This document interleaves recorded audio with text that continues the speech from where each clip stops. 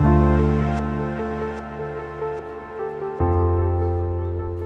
October 2021, Frances Haugen, a former Facebook employee, made a series of revelations about how engagement-based recommendation and ranking algorithms amplified illegal or harmful content. Her testimony before parliaments around the world shaped different online safety laws. Ahead of elections in over 60 countries, I spoke with her about some of the main challenges facing online content governance today. Hi, Frances, and thank you so much for agreeing to do this interview with me. Now, my first question to you is, to what extent, if any at all, has the social media landscape changed since your Facebook revelations in 2021? It's interesting. So I often say, Meta, any of these companies, they only do as much as they think they have to do. And in the wake of when I came forward, we saw some pretty major improvements in how these systems worked. So, not sufficient, but like we saw that they were trying to do something, in that Meta doubled the amount of money they were spending on trust and safety. And what's happened since then is because Elon Musk was able to buy Twitter and then fire most of the employees, we set a precedent that you can radically underinvest in trust and safety to the point where people notice that problems are emerging and there are no consequences. And that's a really big problem. When you have a system that is just done on goodwill versus one where you have checks and balances, where you have feedback loops, where you have consequences, when you don't have those systems in place, you have a race to the bottom. And that's what we've seen, right? Like, they tried to do the right thing. And they're a great illustration that the market doesn't reward safety. The market rewards speed. And what are the biggest challenges that you anticipate for the year ahead, especially considering that it will be an election year for many countries around the world? So we should expect it to be far worse than we've seen in the past, because these companies have cut all their safety staff, right? They know there's no consequences. They know there's no liability. Maybe Europe will get a little bit better because there are laws there requiring them to give data, but these companies know that they are penalized by the market for doing the right thing. Like, if you go back in time and look at all the moments when Facebook stock dropped more than the other big tech companies, more than the NASDAQ, which is tech heavy, when we go and look at that, what you find is overwhelmingly their stock price drops when they say they're going to spend more on safety, a scandal comes out that implies they're going to have to spend more on safety, or when there's going to be a fine, or like the government might come in and regulate them. And so given that the market punishes them and there aren't consequences, there aren't feedback loops, and they fire the people who are trying to keep us safe, I expect this election to be much more messy, and the information operations to be much larger. Can you tell us a little bit about what is the political economy behind online platforms, especially in the age of AI, and how important transparency is on how these platforms operate?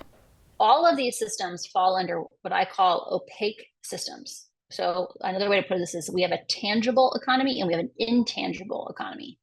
And the intangible economy now runs a huge fraction of the S&P 500. The difference between the tangible economy and the intangible economy is that the tangible economy, we can track all the inputs, we can track all the outputs, we can scrutinize and come up with our own theories, our own opinions about every step in that process. But the intangible economy, we can't. And so it's one of these things where as we look at, how do we move forward? We need to understand that things like AI are also things that we can't scrutinize unless we pass laws that give us the right to scrutinize these systems. And in any system where there is no feedback loop, you will optimize for the things that you can see. And in the case of for-profit private companies, the thing we see is the money. We don't see any of the downstream effects. So we should expect them to take from the social side of the balance sheet, the societal side of the balance sheet, to pay for their profits. In your opinion, what would be the ideal legal framework for online content? You can have laws like what Germany's done, where they come in and say, huge fines for every instance of hate speech, but you end up taking down lots of good speech in the process. And so like laws like that, I don't think are very effective, because for the range of harms we're talking about, our world would constrain a lot. I think the reason why we haven't passed modern style laws, so like I think the Digital Services Act is actually pretty modern, right? It says like, hey, we have the right to ask questions. You need to give us answers. And if you know something's dangerous, you have to tell us. And that sounds really, really basic, but we don't have those rights in the United States. So what should we do then with recommendation algorithms, especially considering that much of the internet as we know it today, such as search engines, is powered by these algorithms? Is the internet dependent on them? Like we had a wonderful internet without recommendation algorithms. It's just we consumed a lot less of it. Only people like actually formed communities, right? Like prior to social media, people formed relationships with blogs. Like you'd go and read a blog every day, or there'd be these like communities, and like they weren't 500,000 person communities, but they were like these ecosystems were able to actually grow because people were in one space long enough. Right. So if you constantly have people flowing through like a train station, there's not really that much community in a train station because everyone's just like constantly turning over. Every interaction is really ephemeral. A thing that does happen sometimes, though, is on individual trains, because people commute at the same time of day. They have habits of what train car they get onto. Sometimes you begin to form friendships with the people you see on those train cars, like the people on your commute. Bar cars used to be a thing on trains, like in the New York area. Like you'd see the same people in the bar car every evening, right? Have your cocktail on the way home. And we lost something really profound when we said, hey, having these convenient streams is the way we should consume content. And I want to be clear, it is very delightful that like new, magical, surprising things come to us. But I think there is a real question around, if we have delegated control of the information that we consume to computers, we have a right to also know what the biases are in those systems. And you see these quotes from Facebook employees saying people don't just fall down rabbit holes. They begin to engage with some content and the algorithm just keeps revving them up. These are nothing malicious had to happen for these to get written that way. Like there's no like secret like, oh, I want to like pull people down the rabbit hole going on. But what's happening is no feedback loop exists today to watch where are these algorithms drifting or who is being disproportionately harmed. And I think there's a really big space around starting to say, like, what are consumers' rights? What consumer protections do people deserve? Like, for example, I think for every algorithmic system, people have a right to reset the algorithm. They should, because right now you're forced to choose between your past and your future.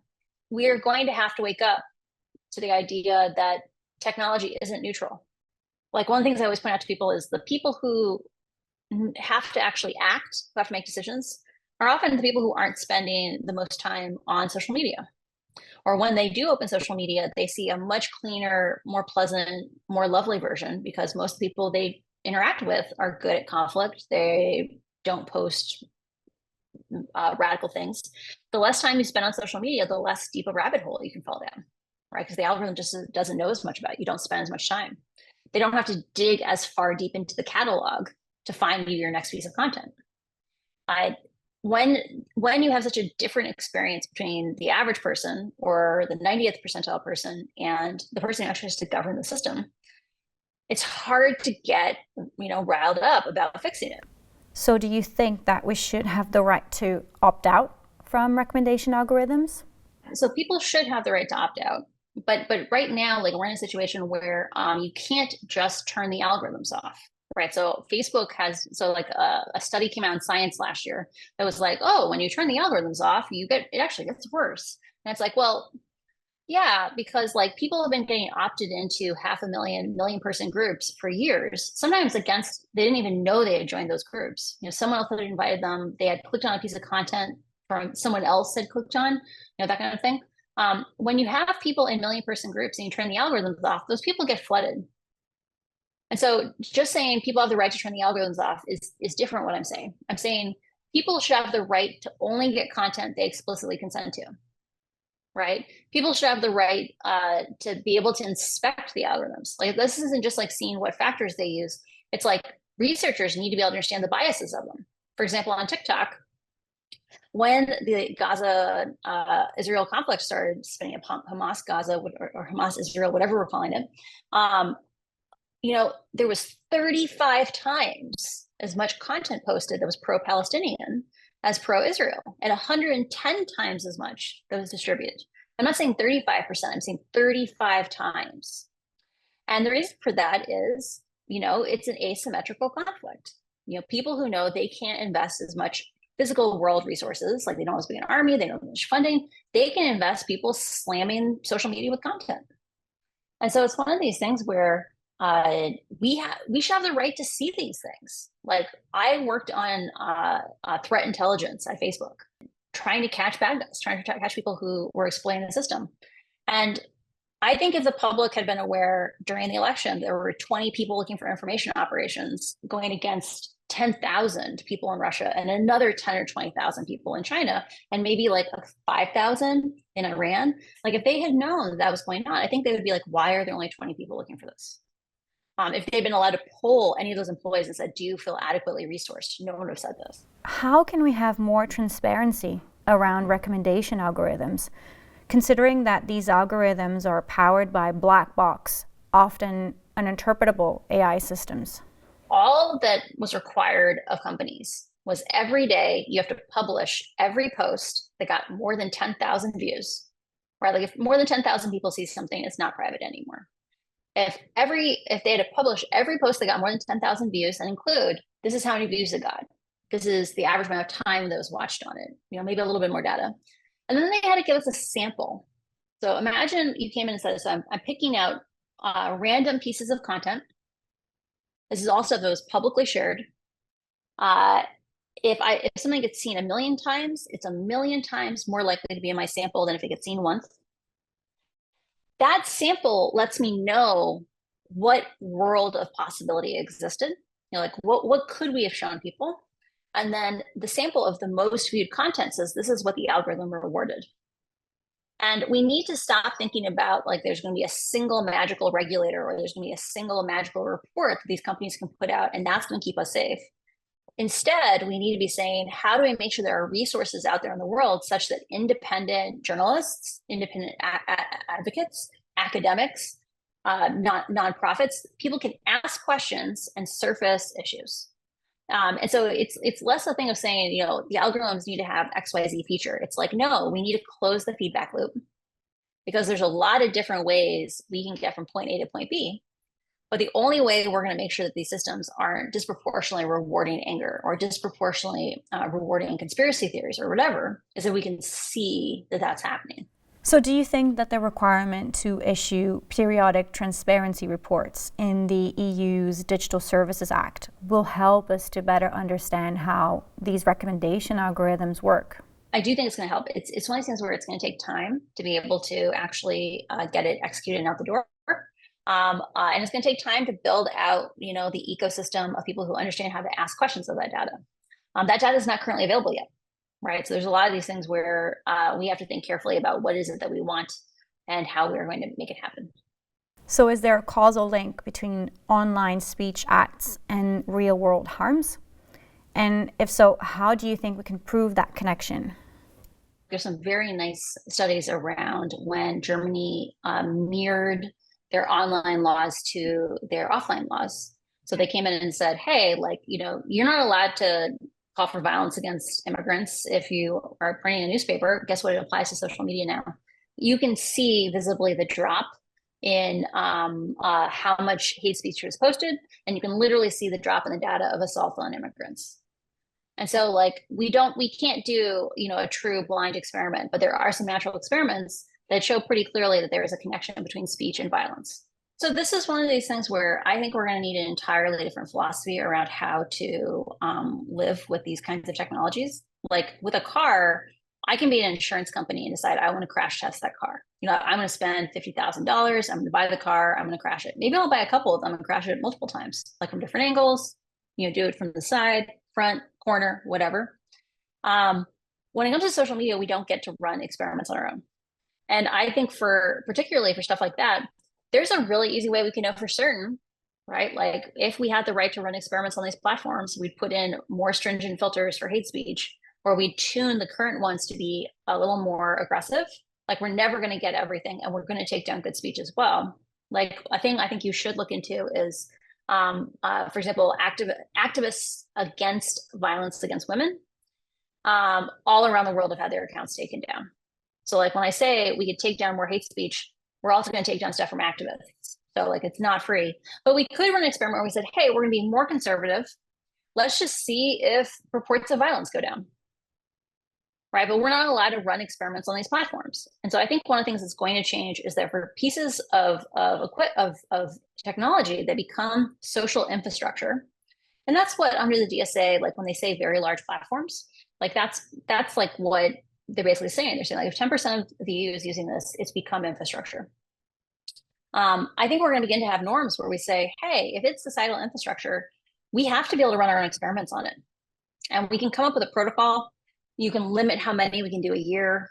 You know, we can collaborate with you, but we have because the only people who get to run the experiments are people who control the platforms. We have to change that power imbalance because they're never going to voluntarily run any study that makes them look bad. And so if the rule is always going to be, hey, academics on the outside have to figure out ways of somehow figuring out what's going on the inside, we are always going to be running so profoundly behind, and we're going to be dependent on whistleblowers for basic safety questions. And so I think the question is like, we need to be having conversations about power imbalances and about the role that intangible technologies play in society. Thank you so much, Frances, for agreeing to speak with me.